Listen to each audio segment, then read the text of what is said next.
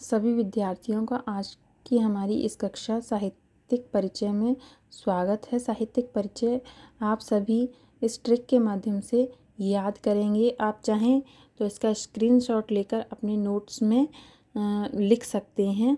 ज़्यादा समय न लेते हुए मैं इसको वीडियो को शुरू करती हूँ।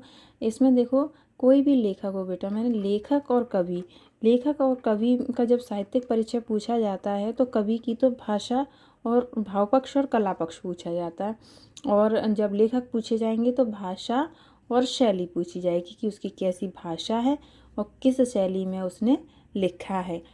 जो कविताएं लिखी जाती हैं वो भाव प्रधान होती हैं, कला प्रधान होती हैं। ठीक है बेटा, तो इन बातों को आप जो मैंने इसमें लिखी हैं इन्हें अच्छे से याद कर लेंगे। मान लीजिए आपने पूरे साल मेहनत की, कोई भी लेखक या कवि की इम्पोर्टेंट जो लेखक हैं, कवि हैं, उनको आप याद करके गए और वो परीक्षा में नहीं आते हैं तो आप क्या करेंगे इस स्थिति में? या आप मान लीजिए याद करके गए और परीक्षा हॉल में जाके आप भूल गए कि इनका साहित्यिक परिचय जो भी है या जीवन परिचय जो भी है आप भूल गए, तो आप क्या करेंगे? तो उस समय आपको बिल्कुल भी घबराने की आवश्यकता नहीं है। मैं आपके लिए ये जो नोट्स आए हैं इन्हें आप बस रट लीजिए। परीक्षा में आपका याद किया हुआ नहीं आता है या आता भी है तो भी आप इन्हें लिखेंगे और पूरे में से पूरे नंबर आप प्राप्त करेंगे। तो चलिए शुरू करते हैं। रचनाएं यदि आपको उसका लेखक की आती हैं तो ठीक है, नहीं तो जो आपकी शब्द है, जो सर्वनाम है, इसकी जगह हम किसे यूज़ कर देंगे? संज्ञा को। ठीक है, तो यानी प्रेमचंद या मनु भंडारी या जो भी हमारे पास जो परीक्षा में हमसे पूछा गया है, तो आपकी रचनाओं में खड़ी बोली का प्रयोग किया गया है। भाषा सरल है, सहज है, बोधगम्य है, भाषा में प्रभावशीलता है, तत्सम तद्भव देशी विदेशी शब्दों का यथासंभव प्रयोग हुआ है। आपको बस इतना याद करना है भाषा में। फिर उसके बाद शैली, आपकी रचनाओं में मुख्यतः विचारात्मक, विवरणात्मक, आलोचनात्मक शैलियों का प्रयोग किया गया है एवं मुहावरों और कहावतों का यथास्थान प्रयोग किया गया है।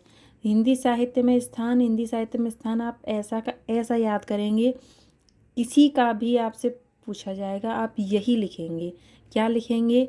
बहुमुखी प्रतिभा के धनी साहित्यकार हैं आप, बहुमुखी प्रतिभा के धनी साहित्यकार हैं, आपका साहित्य में महत्वपूर्ण स्थान है। ये लो, आपका हो गया।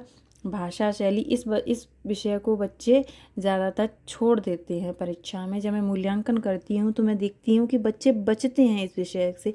इसी कारण मैंने इस विषय पर आज अपना वीडियो बनाया है। तो अगला है कवि में देखो क्या लिखना है। संरचनाएं वही हैं, सेम टू सेम। हिंदी साहित्य में स्थान, जो बहुमुखी प्रतिभा के धनी साहित्यकार हैं, साहित्य में महत्वपूर्ण स्थान है, वो भी इसमें लिखा जाएगा।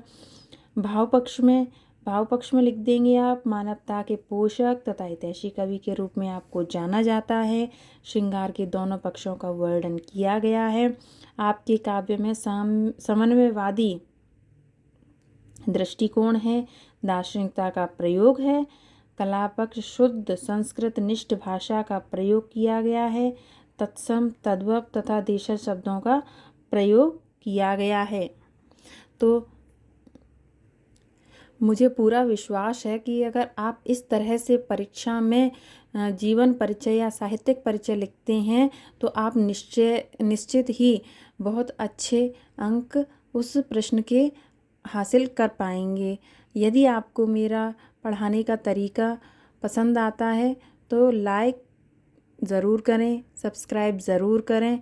और हाँ, एक और बात मैं कहना चाहूँगी, यदि किसी भी छात्र को किसी भी तरीके का प्रश्न पूछना है तो वो कमेंट बॉक्स में लिख दे, मैं उसका आंसर दूंगी। और आप जिस भी टॉपिक पर वीडियो चाहते हैं उसे भी आप मुझे लिखकर बता सकते हैं, जिससे मैं अगला टॉपिक वही लूँगी जिस विषय में आपको कठिनाई महसूस हो रही होगी। धन्यवाद।